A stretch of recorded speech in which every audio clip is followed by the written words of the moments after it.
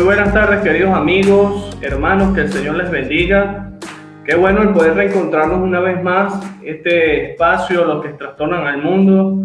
Hoy, jueves 19 de noviembre del año 2020, ante todo estamos agradecidos con Dios porque nos permite poder seguir creciendo en su gracia y aprovechando bien el tiempo para poder compartir algunos temas que puedan llevarnos a la reflexión y a su vez a un compromiso bíblico y teológico con las diferentes realidades de este nuevo contexto.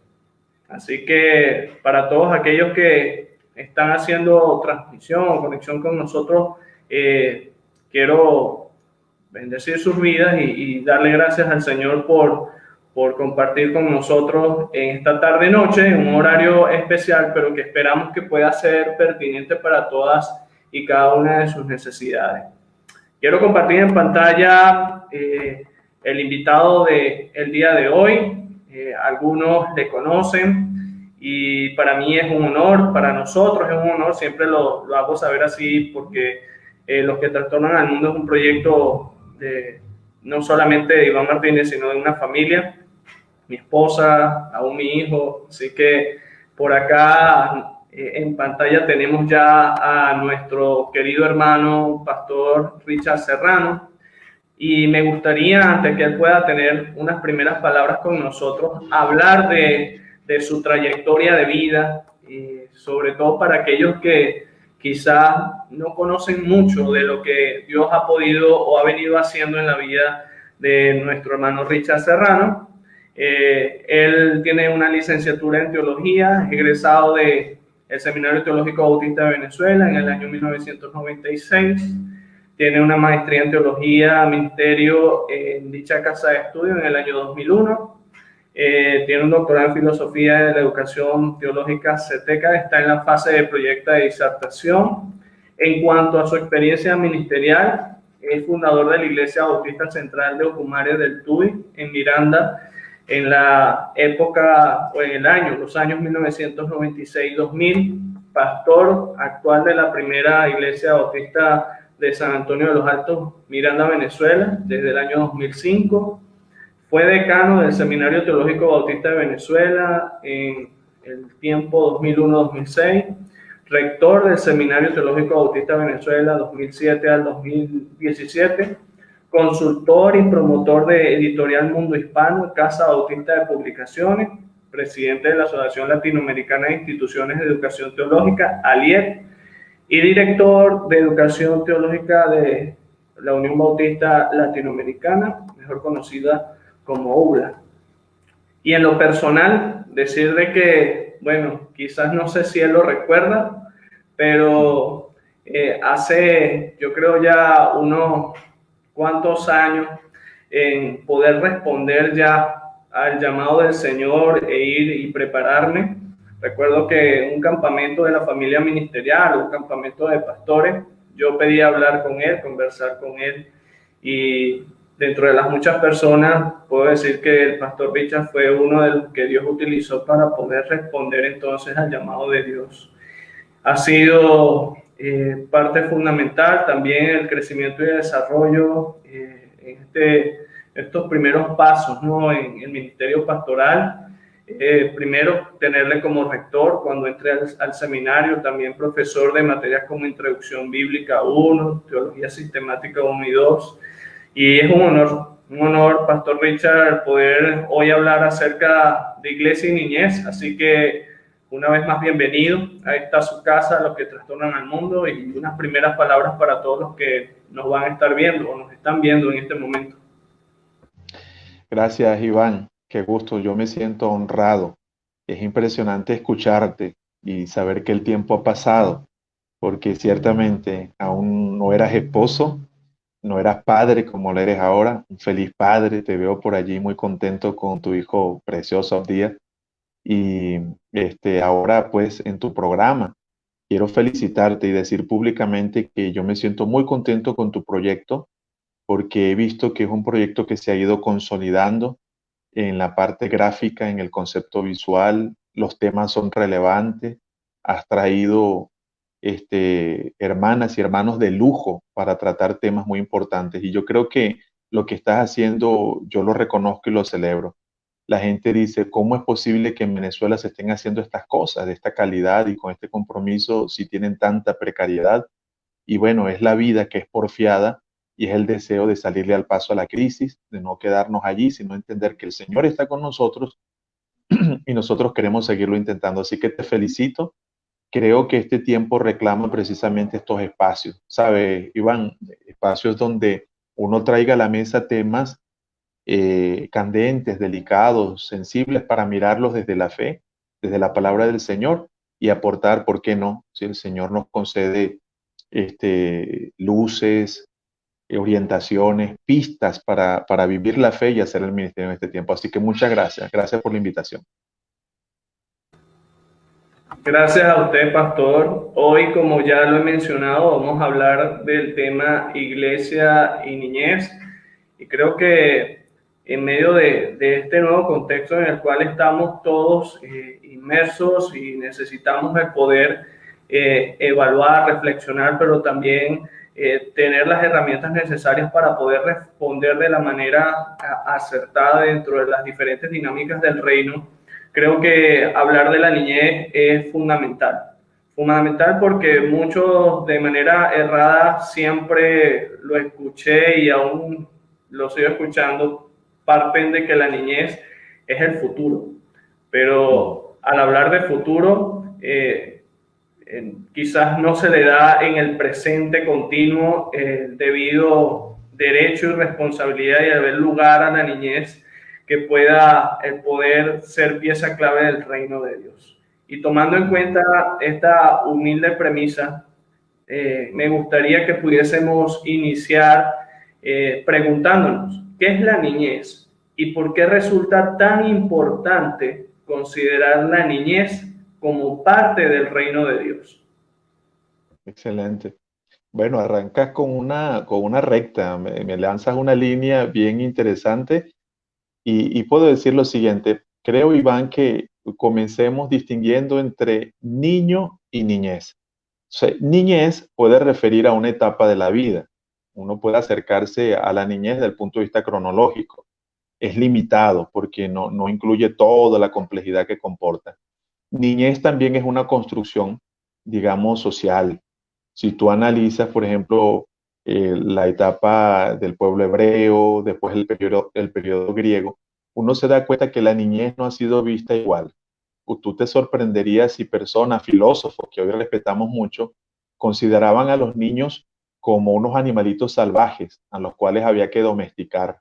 Así que la cultura ha ido cambiando su manera de entender la niñez.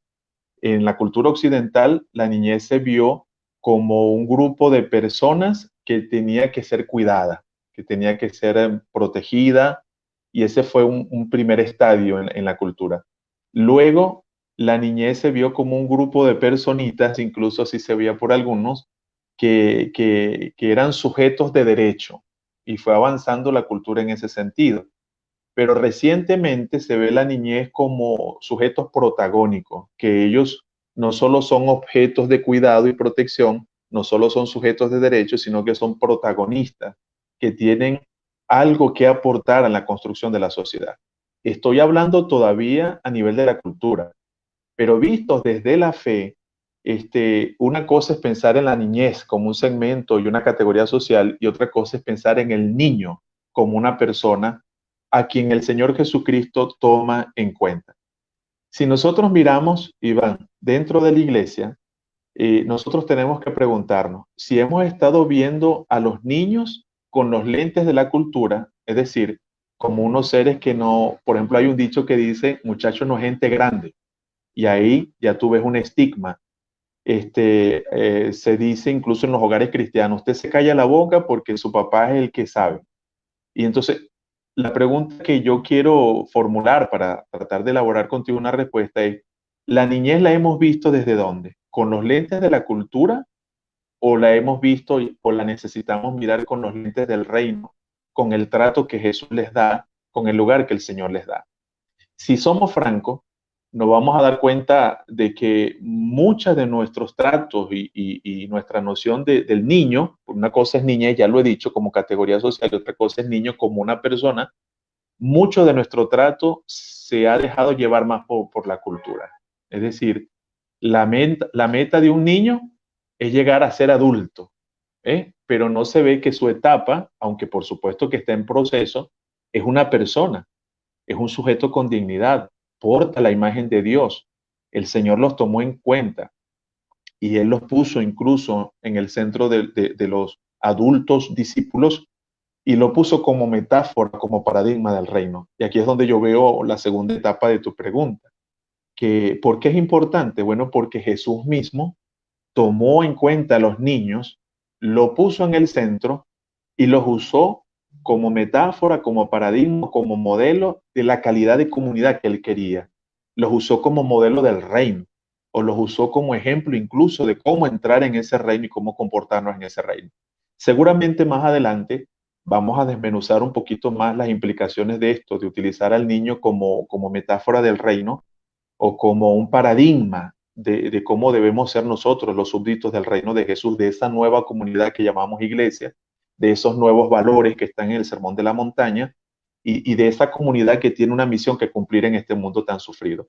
Pero voy a resumir, entonces, pienso que tenemos que estar muy pendientes porque la construcción niñez ha cambiado en la historia y segundo, porque a veces la iglesia mira y trata a los niños más con los lentes y las nociones de la cultura que con los lentes del reino y con el trato de Jesús.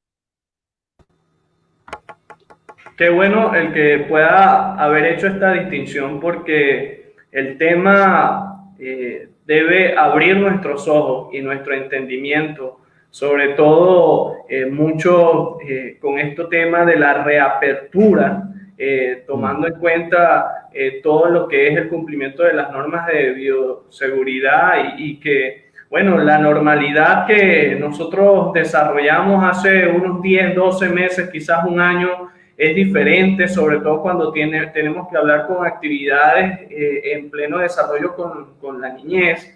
Sin embargo, es un tema que nos permite el poder evaluar cómo ha sido nuestra forma de actuar o desarrollar nuestro comportamiento como iglesia, si es igual como lo plantea el sistema de este mundo o de acuerdo con la mirada, con la forma en que la desarrolló nuestro Señor Jesucristo.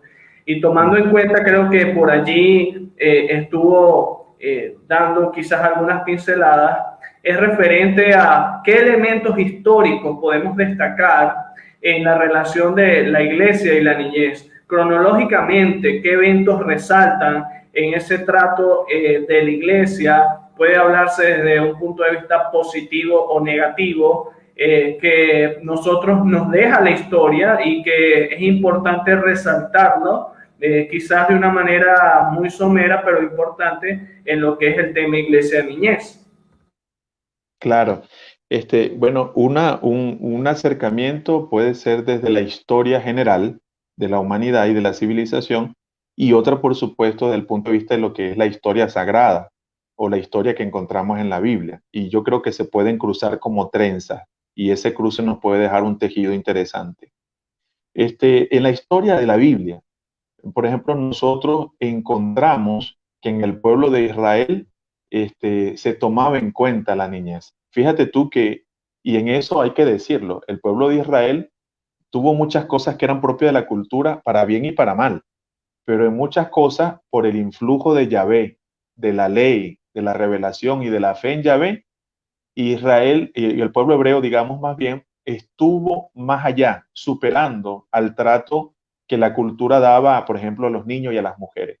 Y un ejemplo de eso es que tú recordarás que muchas veces en el Éxodo y también muchas veces en las batallas, tú lees que muchos escritores sagrados dicen que mantenían un paso lento al paso de los animales y de los niños. Y aunque ponen a los animales junto a los niños, que pueden ser ofensivos, lo que quiere hablar es de una sensibilidad especial que desarrolló el pueblo hacia la naturaleza, hacia los animales, un trato respetuoso al mundo animal, pero también una conciencia de que el niño tenía pasos más cortos y había que caminar al paso de ellos, tomar en cuenta la sensibilidad, en ese caso, de tomar en cuenta a los niños. Esta mañana, Iván, iba saliendo con mi esposa y bueno, sabes el problema que tenemos con gasolina, con vehículos en Venezuela, y una madre iba bien apurada y llevaba a una niñita caminando tomada de su mano. La niñita tendría como, yo no creo que esa niñita tendría más de 3 años. Y claro, un paso de la madre equivaldría como a 3 pasos de la niña. Y la niña iba literalmente corriendo. Al punto que yo le dije a mi esposa, vamos a detenernos. Y tú como eres mujer, vas al vidrio y ofrécele si quiere que la llevemos.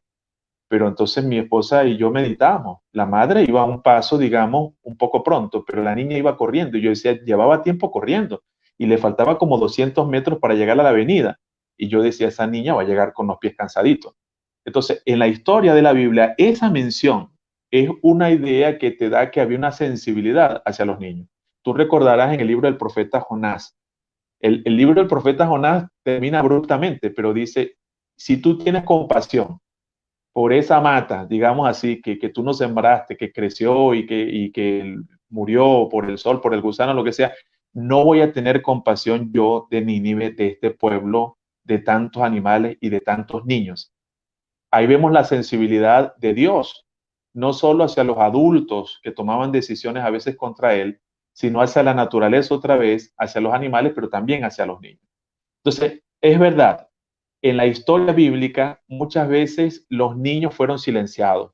A veces no siempre salen hablando, pero a veces sale una niña. Nosotros sabemos que de Josías, por ejemplo, que llegó a ser un rey siendo un niño, y en la Biblia vemos el caso que cuando se habla de muchachos en la historia bíblica, es imposible hablar de la historia de Israel sin hablar de José, que era un muchacho, sin hablar de David, que llegó a ser un muchacho apenas, porque en la Biblia, especialmente en el pensamiento hebreo, la palabra es muchacho, no distingue tanto entre niño, adolescente y joven, sino que muchacho podía englobar toda esa edad infantil y de adolescente y preadolescente. Entonces, ¿cómo hablar de la historia sin hablar de David, que fue un muchacho? De hablar de un Daniel. Algunos creen que cuando Daniel fue llevado con sus amigos y fue sometido a un proceso de transculturización, no pasaba de 14 años. Es decir, eran unos muchachos, eran unos preadolescentes o eran unos niños todavía, porque si tú tomas en cuenta la edad que en este caso la UNESCO y las instancias multilaterales y globales, todavía se es niño. Se considera que todavía es un muchacho o un adolescente hasta los 17 años. Entonces, la historia de la Biblia está plagada de ejemplos donde Israel, por su fe en Yahvé y por su temor al Señor en la fe, estuvo por encima de la cultura imperante en su trato del niño. Pudiéramos nosotros venirnos y ver el caso de la Reforma Protestante, pero antes, por supuesto, la experiencia de la iglesia primitiva y ver también en otras épocas de la historia de la iglesia, donde nosotros vemos que con todo y los errores, las falencias, las comprensiones que han estado limitadas, el pueblo de Dios siempre ha tendido a tratar bien al niño. Quiero terminar diciendo que algo que ha tenido la iglesia latinoamericana es que de alguna manera siempre se ha preocupado por el niño. Por supuesto que al principio, más como para cuidarlos, para entretenerlos o para ponernos nomás a colorear, esa fue la visión, pero la iglesia siempre ha estado pendiente de tener actividades para los niños, de darle comida a los niños, de alguna manera tomar en cuenta a los niños. Eso es la historia de la iglesia evangélica latinoamericana. Lo que ha ido creciendo la iglesia es en la comprensión de que no es solamente una personita, no, son personas completas en un proceso, en una etapa tal, ha ido creciendo en la noción de que no solo hay que entretenerlos, sino que ellos pueden y deben participar de los procesos de la iglesia. Seguramente más adelante pudiéramos conversar un poco más de eso. Pero creo que son ejemplos positivos. Me fui por la parte positiva. Ahora, el elemento negativo que quisiera decir es que siempre en la historia, Iván, en las crisis políticas, en las crisis económicas, en las crisis de salud como epidemias y pandemias, quienes más han salido afectados son los niños. Ponte a ver ahorita, allí en Centroamérica tenemos desastres naturales y usualmente los niños son los más afectados. En este momento tenemos la pandemia, nosotros pensamos que porque son niños no sienten miedo, no habría que preguntarles, no habría que ayudarles, sino que se toman así como un mueble más de la casa. No, yo creo que ese elemento es negativo. Tenemos que pensar que los niños también están viviendo esto, ellos deberían expresarse y deberíamos tomarlo muy en cuenta en la familia y en la iglesia para lo que es la comprensión de la iglesia que tenemos que ser y deberíamos ser en este tiempo y el tiempo que nos espera. Creo que Dios hace todas las cosas perfectas, en eso estamos de acuerdo. Y comento esto porque cuando usted habla de algunos indicadores referente al comportamiento de los niños, eh, Dios a través de los primeros días, semanas de vida en un bebé que quizá no se puede comunicar, no puede decir lo que de pronto pueda estarle ocurriendo, la forma para poder hacerle llegar esa manera o esa forma de dolor, de quebranto, de molestia, es el llanto. Y transcurre el tiempo y el niño comienza a hablar, se le puede entender mejor y manifiesta de forma muy tierna, pero a la vez muy pura lo que hay en su corazón. Así que creo que siempre hay situaciones en las que necesitamos darnos cuenta que así como los adultos y los jóvenes sufren, nuestros niños también desde temprano al llegar a este mundo pues se enfrentan a un cúmulo de situaciones en donde también manifiestan su dolor, su incomodidad y a diferencia de las otras etapas de la vida, la niñez, una de las cosas que más está por encima es la fragilidad. La fragilidad de ellos la podemos ver, y usted bien la citó, sobre todo desde el punto de vista histórico, cultural, bíblico, y que aún en tiempos contemporáneos, con todas las situaciones que aún están golpeando nuestro continente, nuestra región, se ven de cierta manera perjudicados. Eso desde el punto de vista negativo, pero cuando hablamos de lo positivo también podemos ver desde que nacen y crecen, tienen muchos de ellos talentos, capacidades, dotes, en los que también necesitamos el poder darnos cuenta de que pueden ser y son parte fundamental dentro de las dinámicas del reino de Dios, que pueden ser también de mucha ayuda para poder afectar positivamente las diferentes esferas de la sociedad con lo que piensan, con lo que hablan y lo que hacen, y no considerarlos simplemente como objetos o sujetos que están allí, pero que, como bien usted también apuntaba, se le ha buscado el poder entretener en gran parte, el poder hacerle de mejor manera que ellos puedan estar bien, pero creo que podemos dar más. Hoy estamos hablando del tema Iglesia y Niñez con el pastor Richard Serrano. Hemos podido iniciar dando una definición de lo que es niñez, cómo la niñez se ve enmarcada dentro del reino de Dios, qué elementos históricos podemos nosotros destacar en esa relación iglesia-niñez. Y pastor Richard, me gustaría preguntarle, ¿cuál ha sido la idea tradicional de la iglesia en cuanto a la niñez? ¿Cómo la tradición ha podido desarrollar su modo de operar en relación con la niñez?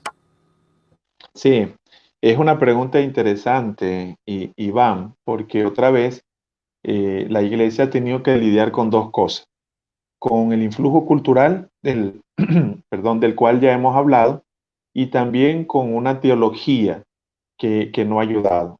Como ya hemos dicho suficiente del influjo cultural de ver al niño o como un objeto o como un sujeto de derecho, y ahora recién se está viendo como un protagónico, como un protagonista de participar y de aportar a su nivel, a su edad, en sus condiciones, porque tampoco vamos a abusar, porque ese es otro tipo de abuso, pedirle a un niño que se configure a la etapa adulta.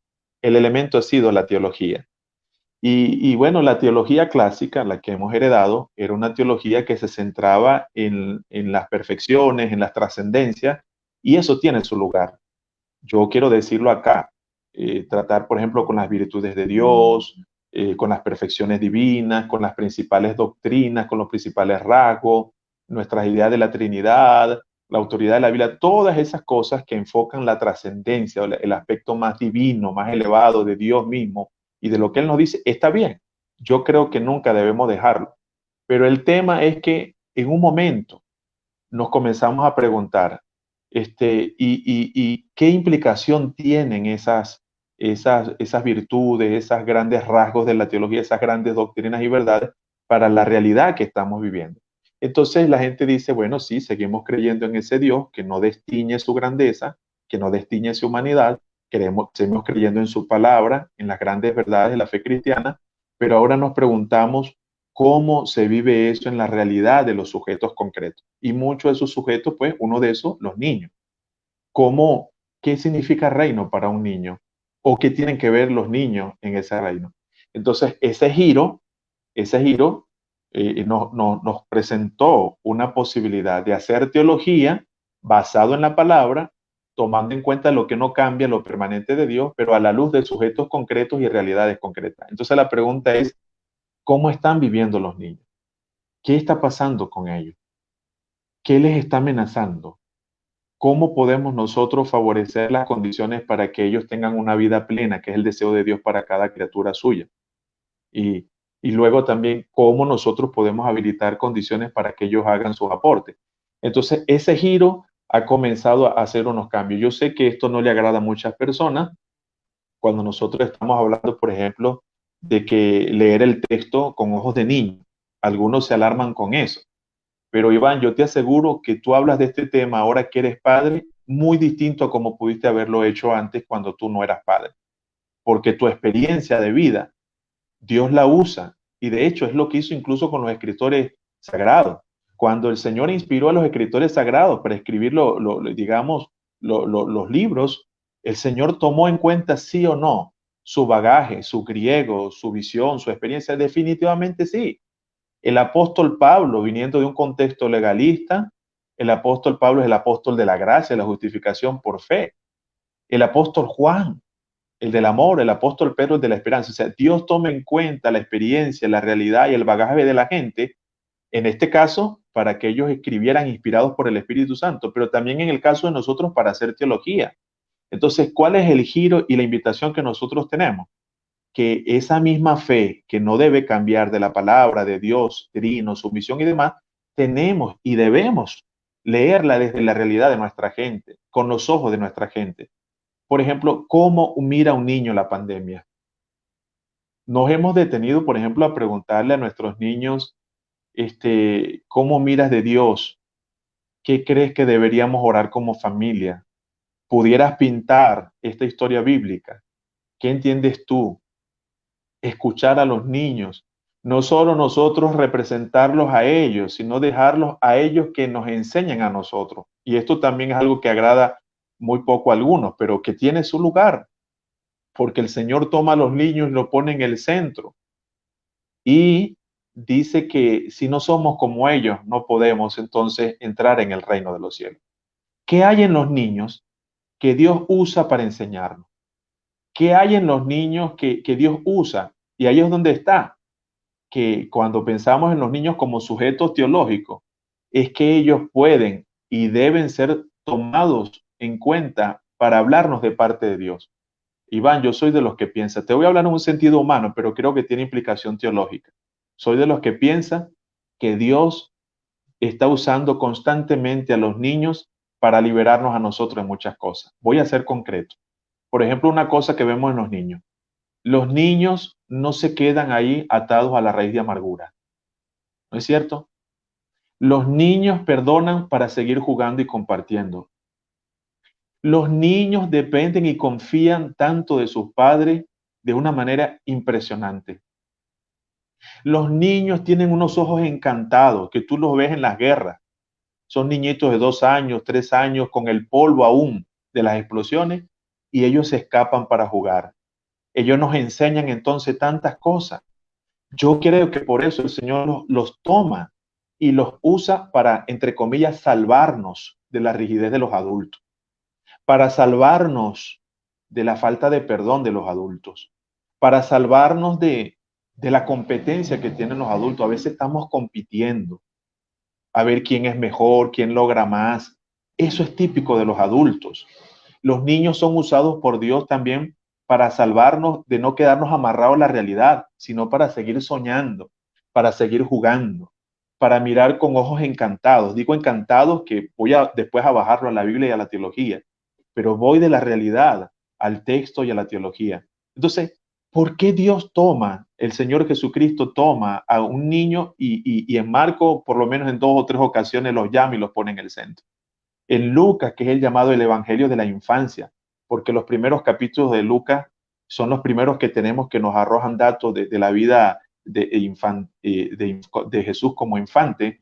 Entonces nosotros vemos allí a los niños presentes y nos damos cuenta entonces que no es algo romántico, Iván. Yo te quiero decir que la niñez como sujeto teológico no es algo romántico. Ah, no, son infantilismos de algunos teólogos que le dio por estar inventando cosas. No, nosotros cuando vemos los valores del reino, el ejemplo de Jesús y el deseo de él para su comunidad, nos damos cuenta que los niños encajan perfectamente de una manera concreta y se convierten en mensajeros de Dios para llamarnos a la reflexión.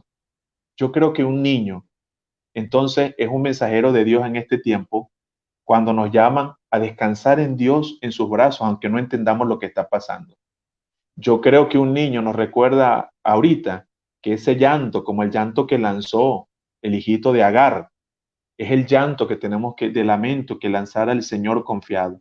Los niños también nos llaman a ser más sencillos, a perdonar para seguir jugando, a no quedarnos aquí simplemente maldiciendo la oscuridad, sino buscar la manera de seguir soñando por la esperanza, de seguir creyendo que el Señor sí está con nosotros, aunque haya explosiones a nuestro alrededor. Nosotros podemos tener confianza, nosotros podemos tener esperanza porque el Señor está con nosotros, porque Dios sabe de qué cosa tenemos necesidad, porque no hemos pronunciado palabra. Fíjate tú, interesante, que a veces no se necesita de la palabra todo el tiempo, porque ya Dios conoce el corazón y en eso los niños nos enseñan, ellos tienen el idioma del corazón. Entonces, yo creo, Iván, que es algo más que romántico, es más que un invento teológico. Por la Biblia, por los valores del reino y por los deseos de Dios para su comunidad, los niños son el paradigma perfecto de cómo tenemos que ser los cristianos, cómo tenemos que tratarnos entre los hermanos, cómo debemos confiar en Dios y cómo debemos nosotros entonces encarnar los valores del reino de Jesús para su nueva comunidad. Más adelante, si tú me permites, me gustaría dar casos más concretos donde pienso que la iglesia pudiera cambiar un poco y concretamente comenzar a abrir espacio, no solo para entretener, ¿sabes?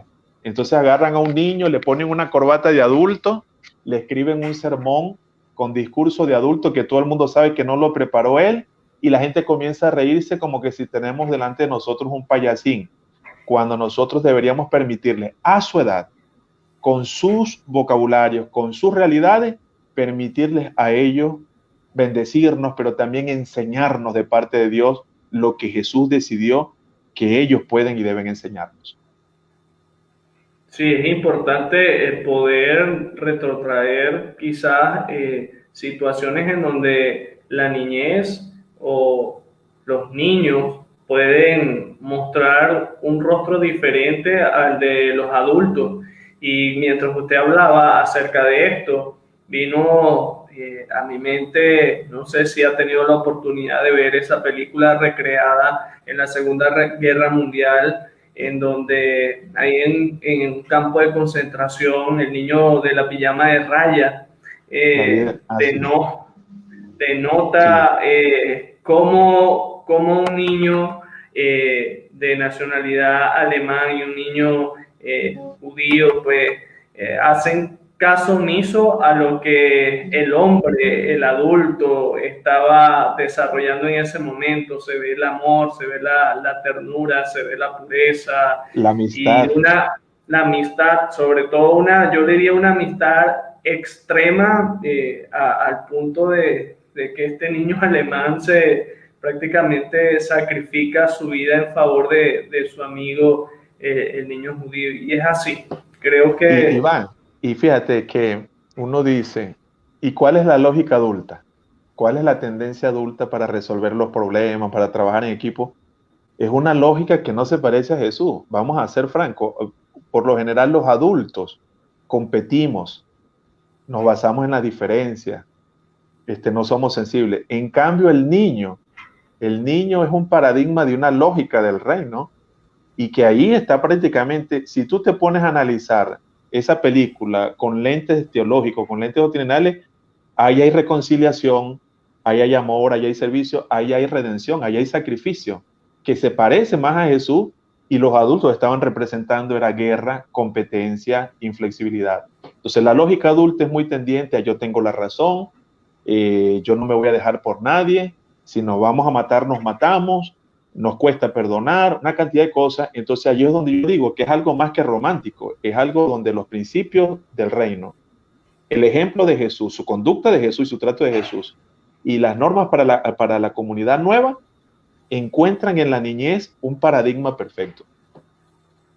durante todo este tiempo y llegando ya a este punto para hablar iglesia y niñez, ¿qué cosas positivas, qué cosas negativas ha realizado o ha venido realizando la iglesia en su relación con la niñez? Importante que podamos hablar sobre esto y creo que quizás uno de los elementos negativos lo mencionó allí al final, el no dejar al niño que él pueda expresar, ¿okay?, lo que es su interpretación de Dios, cómo ve él a Dios, cómo él puede dar a conocer verdades también del reino y no ser la copia o el resultado de lo que papá y mamá o el pastor o el ministro tácitamente le hace llegar para que él pueda repetir. Entonces, tomando en cuenta esto, ¿qué elementos positivos y negativos hemos podido ver durante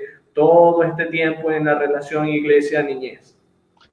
En la lógica, digamos, establecida, el ideal es que un niño llegue a ser adulto para realizarse. En la lógica del reino, todos, especialmente los adultos, tienen que llegar a ser como niños para agradar al Señor y vivir conforme a los valores del reino. Entonces, yo te voy a responder en tres sentidos.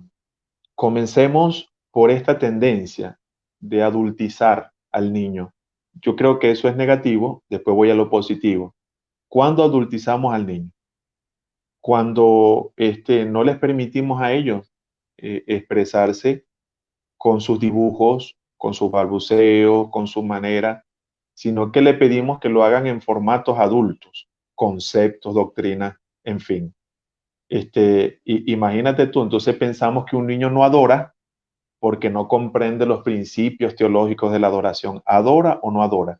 Si miramos adoración como una respuesta crítica al Dios a quien adoro y la razón por la cual tengo que adorarle, uno piensa que ellos no adoran.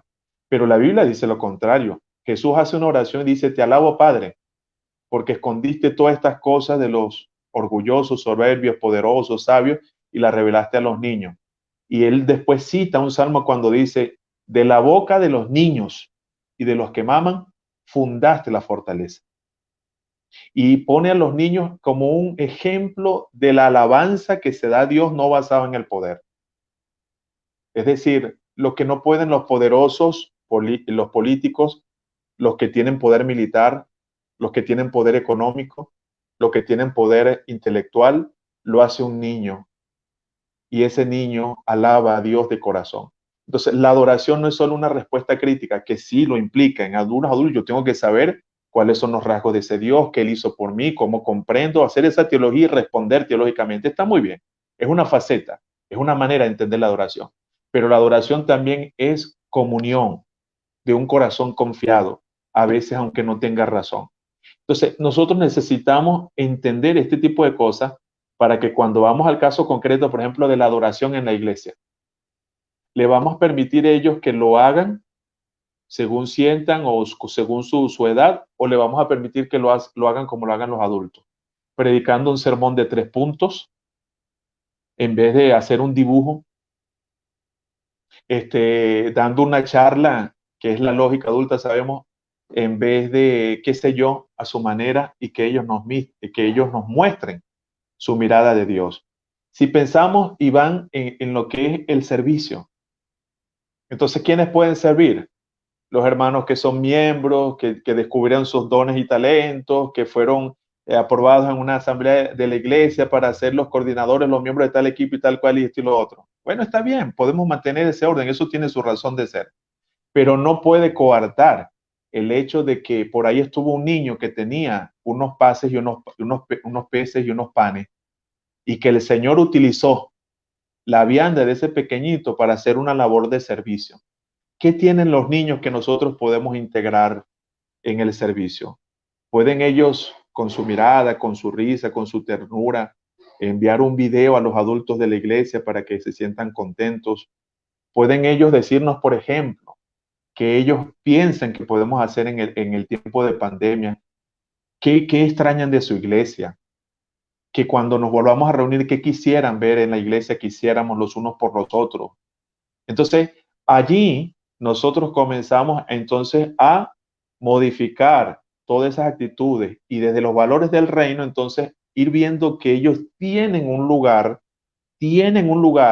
ellos nos recuerdan cosas que no deben olvidarse del reino. Ellos nos hablan con su voz de parte de Jesús. Su mirada es como la de Jesús. Y alguien me va a decir, bueno, Pastor Richard, ¿dónde está inventando eso? Si yo estoy en lo correcto, Iván, la Biblia dice que cualquier cosa que hagamos algunos de estos pequeños, lo estamos haciendo a Jesús mismo. Así que cuando nosotros pensamos en los más pequeños, y lo más pequeño es una categoría que puede significar frágiles, vulnerables, pobres, necesitados, o en este caso los niños, que es la parte tierna de nuestra comunidad de fe, todo lo que yo hago a los niños, entonces yo lo estoy haciendo a Jesús. El trato a un niño puede ser a un trato a Jesús. Digamos esto, Iván Elio, eh, eh, el tema, el tema de no solo niños, sino nuestra niñez con capacidades diferentes o funcionalidad diferente, que algunos llaman discapacidad. Nosotros tomamos en cuenta eso. Por ejemplo, puede un niño con síndrome de Down servir al Señor. Le vamos a bautizar. Entonces, a veces la manera en que interpretamos la liturgia, el gobierno de iglesia, la manera en que interpretamos la administración de la iglesia son muy rígidas y no deja lugar para que los niños se expresen. Y yo vuelvo a decir, yo no voy a venir aquí a cambiar las cosas.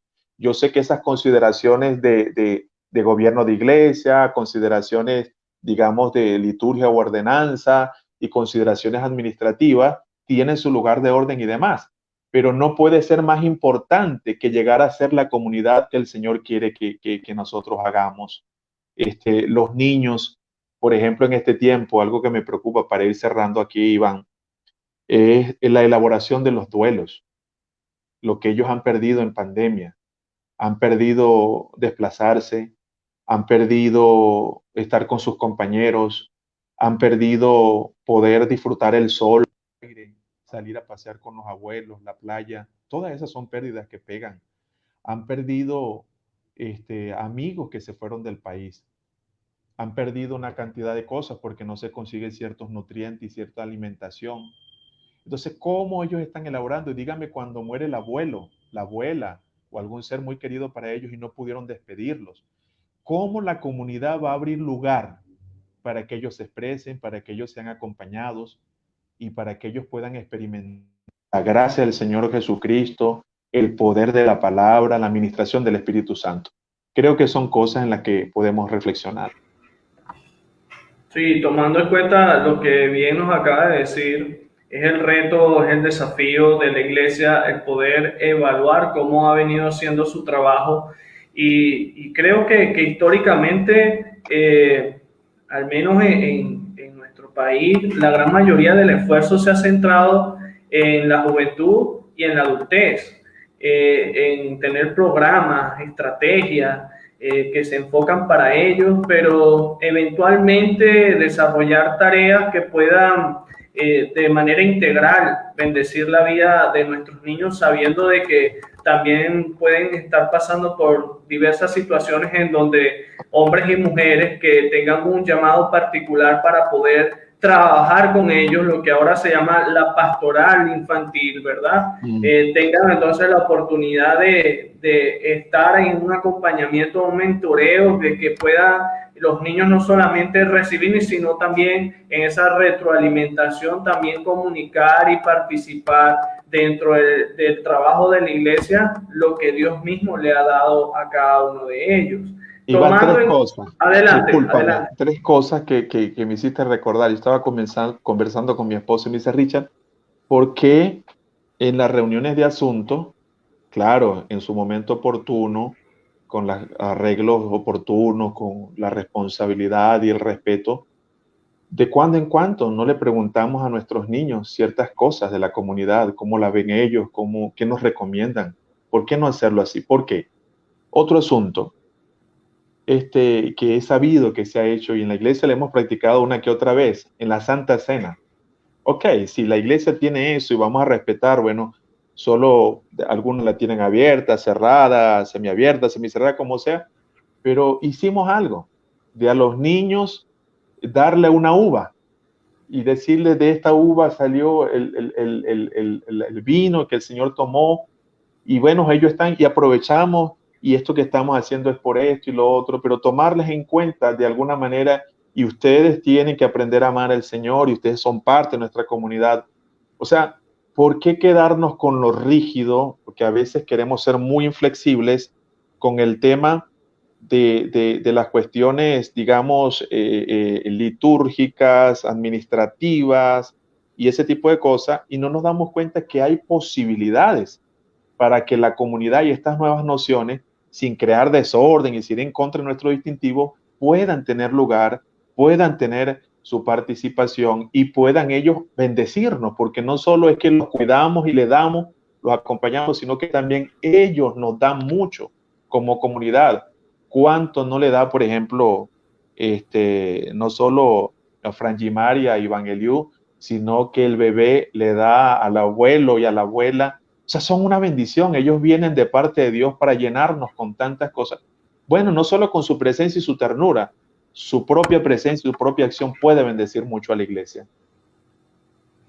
Sí, pastor. Y hace ya un buen momento usted nos mencionaba algunos conceptos en donde se habla de la niñez y podemos nosotros de pronto traer a memoria lo que habla Marcos capítulo 10 en ese encuentro que tuvo Jesús con los niños y previamente a ese encuentro dice el Evangelio de Marcos que los discípulos buscaban oponerse y ya para tomar en cuenta lo que el Señor Jesucristo luego de allí da a conocer a sus discípulos que parte de la misma niñez que conecta con el reino de Dios, es una reflexión que sigue latente en nuestros días y de allí quiero yo quedarme, ¿no? Para poder preguntarle qué nos dice la Biblia acerca de la niñez. Este es uno de los tantos ejemplos que podemos encontrar allí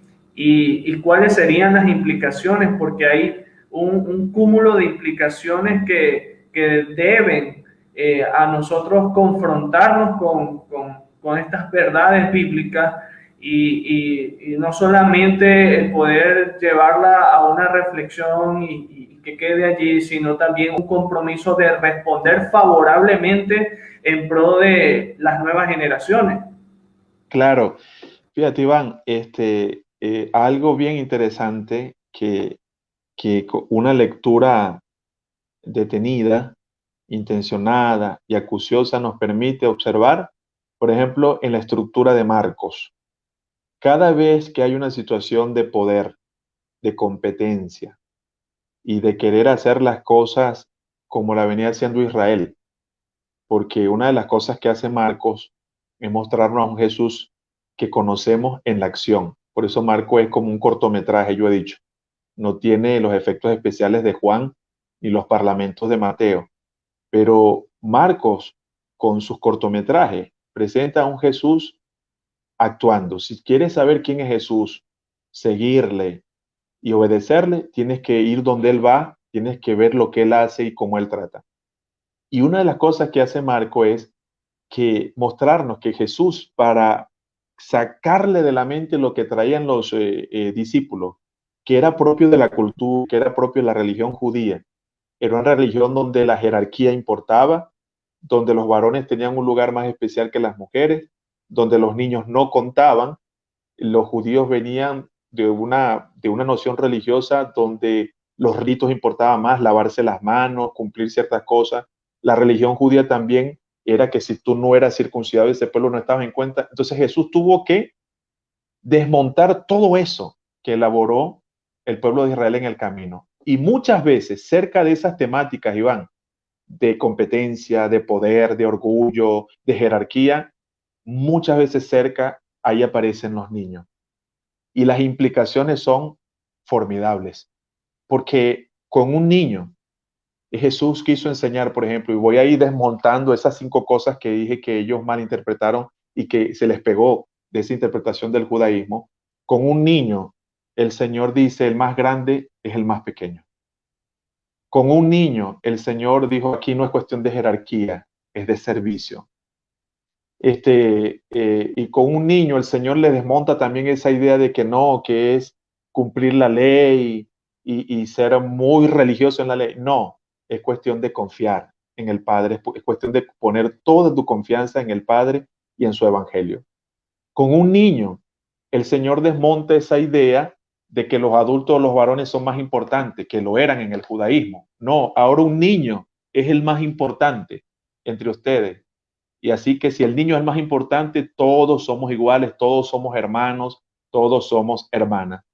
Así que Iván, es más que una cuestión accesoria. Lo vuelvo a decir para ti, para mí, para los que nos están escuchando o siguiendo, o para los que puedan ver esta transmisión en diferido. La presencia de los niños en el discurso de Marcos es intencional. Si le revisa la estructura, siempre son tomados por Jesús para dar un influjo de la nueva comunidad que él quería, de los valores, del carácter que tenemos que tener, de la relación con Dios que debemos desarrollar y también de la relación que tenemos que tener entre los hombres. Terminar con un caso en la Biblia. Cuando los discípulos llegan y entonces entienden que los niños molestan a Jesús. Díganme si algunos tenían gripe y tenían mocos allí, o si tenían las manos llenas de barro, o si acababan de comer y todavía tenían grasita o qué sé yo en sus manos. Y por favor, van a molestar al maestro, van a ensuciar al maestro, van a incomodar al maestro. Y el Señor sale y dice, no, dejad a los niños que vengan a mí, no se lo impidáis. Mira, lo voy a decir, Iván, porque cada frase es majestuosa. Dejen, no se lo impidan de los tales. Y cada expresión de Jesús tiene una profundidad. Déjenlo que se expresen. ¿Te acuerdas en el templo que andan esos muchachos gritando, díganle que se callen? No, aquí los que molestan son otros. Y Jesús lo que está diciendo es, no me defiendan de ellos. Ellos no me van a hacer daño. Más bien ustedes tienen que, en vez de estarme defendiendo a mí, ustedes tienen que defenderlos a ellos, cuidarlos, protegerlos, darles el lugar que ellos merecen. Y en vez de estar estorbando a que los niños se acerquen a Jesús, más bien tienen que buscar maneras de facilitar. Ahí es donde yo digo que la teología, digamos, abstracta y la teología práctica, en vez de estar impidiendo que los niños puedan encontrar su lugar en la comunidad, deberían facilitar, sin caer en desorden, por supuesto, pero deberían facilitar que ellos se expresen. Y si al final, a veces, tendrá que haber algún tipo de desorden, algún grito, alguna cosa, pero que seamos la comunidad de Jesús. El Señor no se sintió molestado por los niños. ¿Sabe lo que le molestaba al Señor? Que habiendo él hablado de la cruz, del sufrimiento, lo primero que le responden a esa gran enseñanza es: Señor, ¿quién es el más importante? O cuando vengas en tu reino, ¿será que nos puede dar un puestecito? El Señor sí le molestaba eso. Esas competencias, esas cosas sí le molestaban al Señor, pero los niños no le molestaban. Así que yo pienso que esta presencia de los niños y esta visibilización que hace Jesús de ellos, les muestra su rostro, los toma en cuenta, los pone allí, es un ejemplo para nosotros del ejercicio que nosotros tenemos que hacer en nuestra teología y en nuestra práctica. Hoy estamos hablando, queridos hermanos, con el pastor Richard Serrano del tema Iglesia y Niñez. Ha sido un tiempo maravilloso en el que hemos podido reflexionar bíblica y teológicamente acerca de este tema. Y a todos aquellos que están haciendo conexión con nosotros en este momento, le invitamos a que usted pueda ir al chat y dejar sus comentarios. Si hay alguna pregunta, también entonces puede hacerla. Habrá un momento para poder hacerla llegar a nuestro invitado. Continuando en esta línea del pensamiento, orden de ideas, pastor, ¿cómo podemos entonces hacer que una iglesia tenga una correcta cosmovisión acerca del sentido y propósito que hay en la niñez? Sí, yo pienso, Iván, que debemos comenzar con los pastores. Estos temas, por ejemplo, yo no tengo la última palabra, ni sé todas las respuestas, pero estos temas, por ejemplo, qué bonito sería así, que esta grabación, que esta transmisión pudiera estar siendo aprovechada por varios de los consiervos. Y si no esta, bueno, cualquier otra que nos invite a repensar.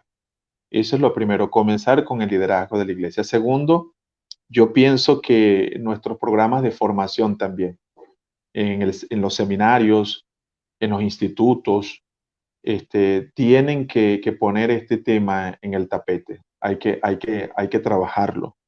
Tercero, en estos días han surgido una cantidad de espacios, se han generado una cantidad de recursos muy buenos.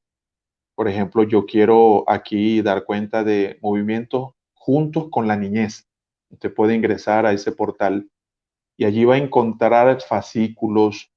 Por ejemplo, hay uno que acabamos de escuchar y recibir su lanzamiento, que es algo así como que los niños, las preguntas que hacen los niños en pandemia. Ahí está el fascículo en PDF, usted lo puede descargar. También quedaron grabadas un ciclo de conferencias que se hicieron con varios especialistas y varias especialistas, psiquiatras, psicólogas, maestras, psicopedagogas, diseñadoras creativas, creativos, pastores, teólogos, una serie de conferencias que quedaron allí.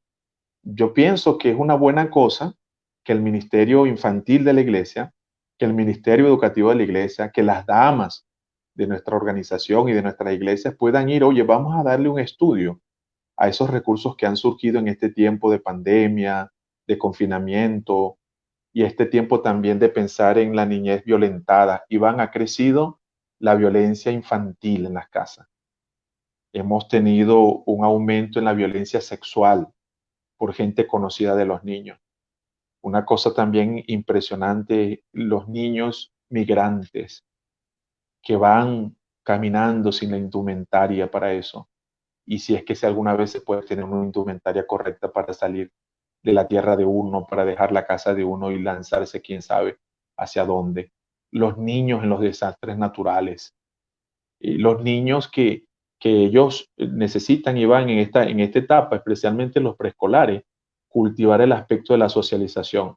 Y ellos han tenido que entonces comenzar la escolaridad en aislamiento, cuando es parte del proceso que ellos necesitan ir con amiguitos, desarrollar cierta separación controlada y acompañada de estar dependiendo de los padres, y lo que dije anteriormente, despedir a tantos seres queridos de una manera no elaborada y no acompañada. Entonces, lo que quiero decir es que al personal que nuestra iglesia trabaja con niñez, discipulado infantil, ministerio infantil, pastoral infantil, escuela dominical, pongámosle a disposición esos materiales, que de pronto no serán todos perfectos, pero que traen el tapete, iluminan y proponen para que entonces cada iglesia, acompañado con su pastor, con su cuerpo de liderazgo, pueda decir, oye, vamos a tomarnos un tiempo porque nosotros queremos hacer un enfoque especial en las nuevas generaciones, porque esta nueva generación estuvo sometida a mucha tensión, a muchas ausencias, muchos dolores, y necesitamos hacer una inversión en la iglesia del presente que son ellos. Y yo pienso que esas son maneras que pudiéramos entonces nosotros elaborar para que entonces a partir de esas conversaciones, esas reflexiones, esas oraciones, puedan surgir las acciones y vayamos al plano de aterrizar ahora concretamente,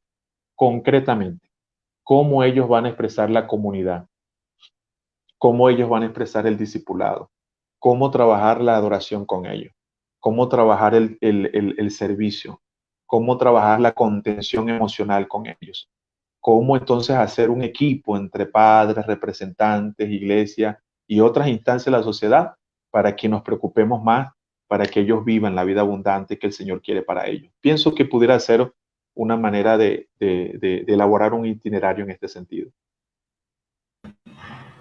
A principios de la pandemia veía con mi esposa en un portal de noticias lo que usted apuntaba como consecuencia de la pandemia, y es que el encierro, quizás no habitual o prolongado, ha llevado a que surja la violencia o el maltrato infantil.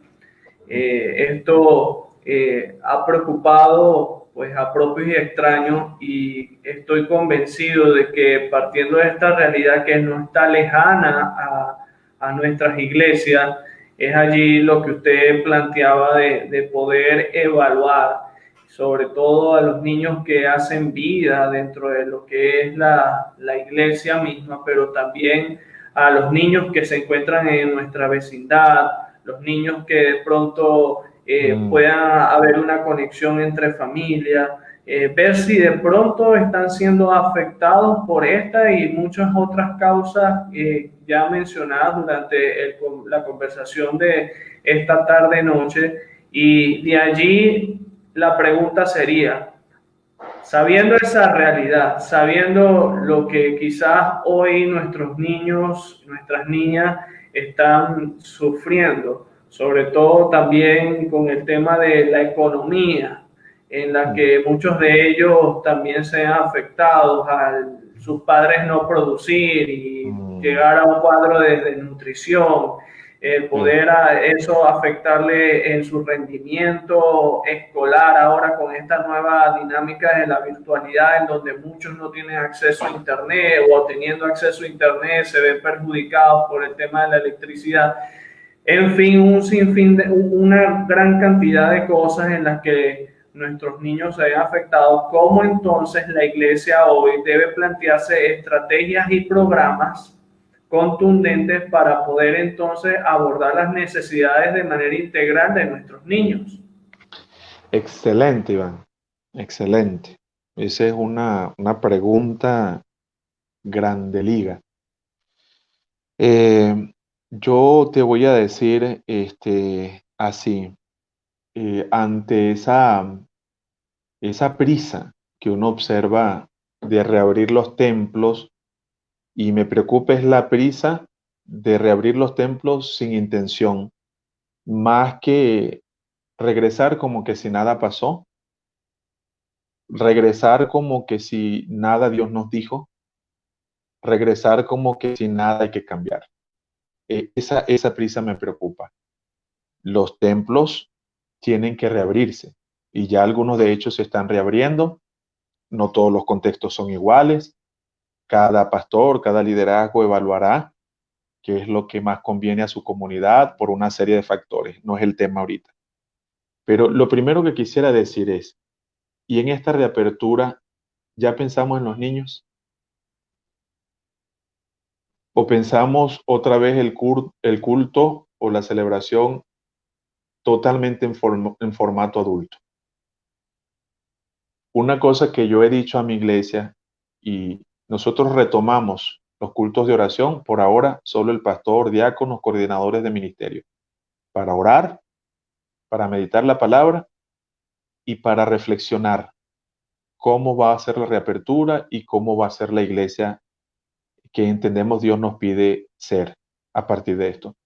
Y una cosa que hemos dicho es que no vamos a venir a celebrar unos cultos aquí con el mismo formato, sino vamos a celebrar que Dios estuvo con nosotros. Vamos a permitirnos decir lo que perdimos. Vamos a darle gracias por lo que ganamos o por lo que experimentamos. Y especialmente, Iván, que yo recomiendo esto, vamos a hacer memorial. Vamos a permitir hacer un memorial de varias cosas. De los que se les fueron los padres, de algunos que partieron, de algunas situaciones. O sea, que los niños, los jóvenes, los adultos y todos sintamos que la presencia de Dios estuvo con nosotros, pero también que nuestra fe en Él lo inunda todo. Y sin negar lo que pasó, esa fe en Él nos ha elevado, nos ha enriquecido y desde allí resistimos, desde allí despedimos a algunos, desde allí continuamos y desde allí seguimos sirviendo y esperando en el nombre del Señor. Lo primero que quiero decir es eso, con relación a la reapertura, diríamos, espasmódica o esa apertura que uno no sabe, bueno, pero ¿por qué tanto apuro sin intención? Como que para volver al mismo formato de antes. Segundo, yo creo que también nosotros podemos y debemos aprender de lo que otros han hecho. Yo animaría pastores, ministras, ministros del Señor, que nosotros averigüemos cómo han hecho otros en el caso de niñez, y aprender de eso, aprender de eso. Lo tercero es que tú bien nos decías, yo quiero mencionar eso. No solo debemos pensar el acompañamiento de la niñez intraiglesia, intramuro. Tenemos que ahora repensar el compromiso de la niñez fuera de los muros. Donde quiera que haya un niño, decía este gran poeta, escritor, que cuando se tiene un hijo, se tiene a todos los hijos del mundo. Y donde quiera que haya un niño, entonces debe haber una angustia de la iglesia. Donde quiera que esté una niña, debe haber un compromiso. Y yo he usado mucho estas tres imágenes, la voy a decir aquí, Iván, para cerrarte esta parte. El Señor utilizó a un Ciro que no era de su pueblo para bendecir al pueblo de Dios. Tenemos que orar por los que están en situación de poder, los que toman decisiones y afectan la vida de nuestro país y de los pueblos.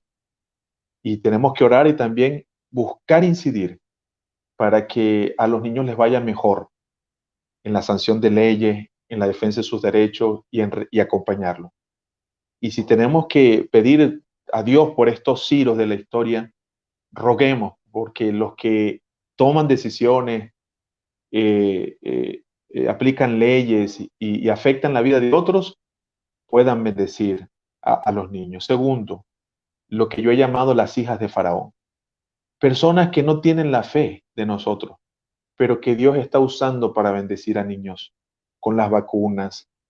Personas que son mujeres, hijas de Faraón, que son héroes anónimas, porque están llevando alegría a los niños, porque un poco lo sacan de ese mar de violencia en el que están viviendo, porque van y denuncian la violencia que les están haciendo, porque apoyan los lugares donde pueden comer, donde los pueden asesorar psicológicamente, porque por supuesto están defendiendo a la niñez. Nosotros tenemos que apoyar a las hijas de Faraón. Yo no sé si me estás captando, pero no estoy hablando de gente cristiana y evangélica.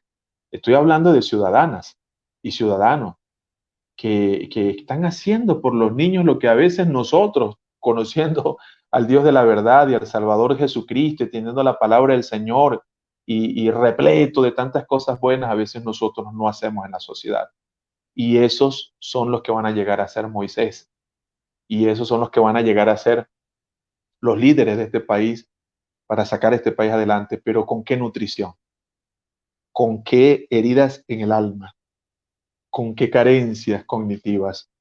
Entonces, es lo que se llama incidencia, Iván, incidencia pública. La incidencia es más que orar, y la oración es fundamental.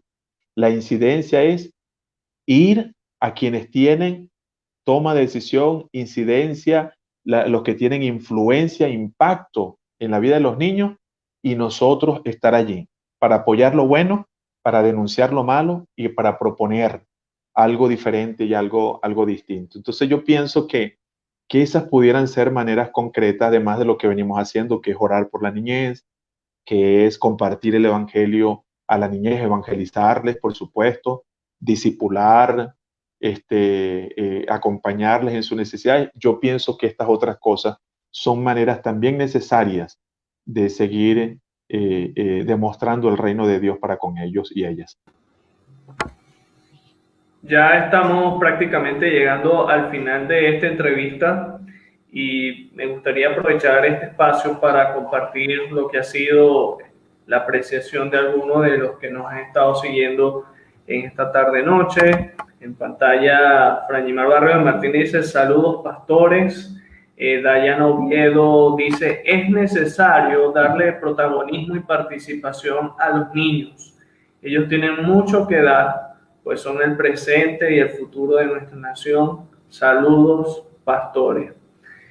Y bueno, saludos para Franjimar, para Dayana y para todos aquellos que quizás no compartieron por el chat, pero nos han estado viendo durante esta entrevista.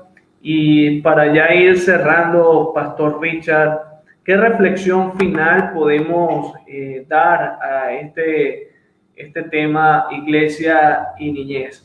¿Cuál debe ser entonces el compromiso que todos debemos asumir? No basta solamente con el querer hacerlo, hay que hacerlo.